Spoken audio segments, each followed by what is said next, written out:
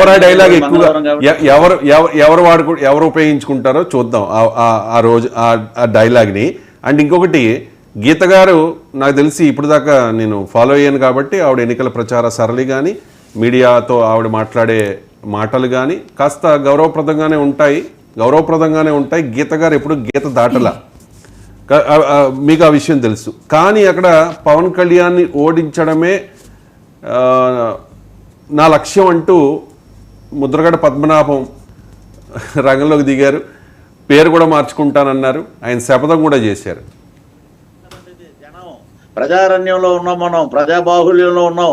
ఒక ఎంపీ ఏది చేయకపోతే ఎందుకంటే ఆవిడ గీత దాటితే ఆవిడ ఎంతవరకు గీత దాటలేదు. గీత దాటకపోతే నేను నోటి వచ్చే మాట్లాడితే వైఎస్ఆర్సీపీ వాళ్ళు మాట్లాడిస్తున్నారా నిన్ను? ఆ ముద్రగడ్డ అనే నాయకుడు ఈ రోజున పవన్ కళ్యాణ్ గారిని నేను గెలవనివ్వను. ఏమయ్యా, నువ్వు ఏమన్నా నాయకుడు లేకపోతే పొగుడు అమ్ముకుంటున్నావా?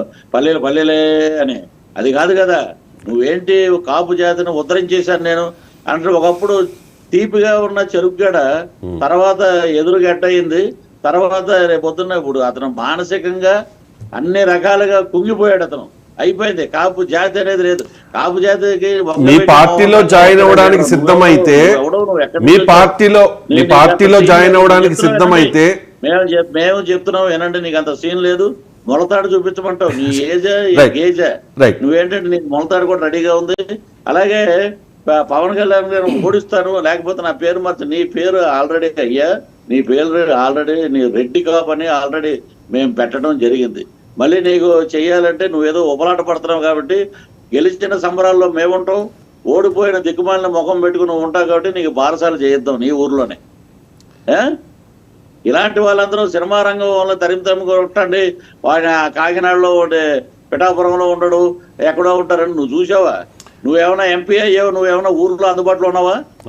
మత్స్యకారులే నీ ముఖం మీద ఉమ్మూస్తున్నారు. నువ్వేమన్నా అందుబాటులో ఉన్నావా? 3 సునామీలు వచ్చినప్పుడు మాకు భోజనం లేదండి, మాకేమో మమ్మల్ని ఆదుకోలేదు, నువ్వేదో పెద్ద ఎంపీ అని మాట్లాడతావండి. అరవిందో ఫార్ములో ఛాలెంజ్ చేశాడు వర్మ గారు అక్కడ. రా, నేను ప్రొక్లైన్ నువ్వు తీసుకొస్తావా నేను తీసుకొస్తావా? సమయం నువ్వు చెప్తావా నేను చెప్తావా? మీరే డిసైడ్ చేయండి. రైట్ అండి. మీరు అంటే చాలా మంది అక్కడ ప్రచారం చేశారు.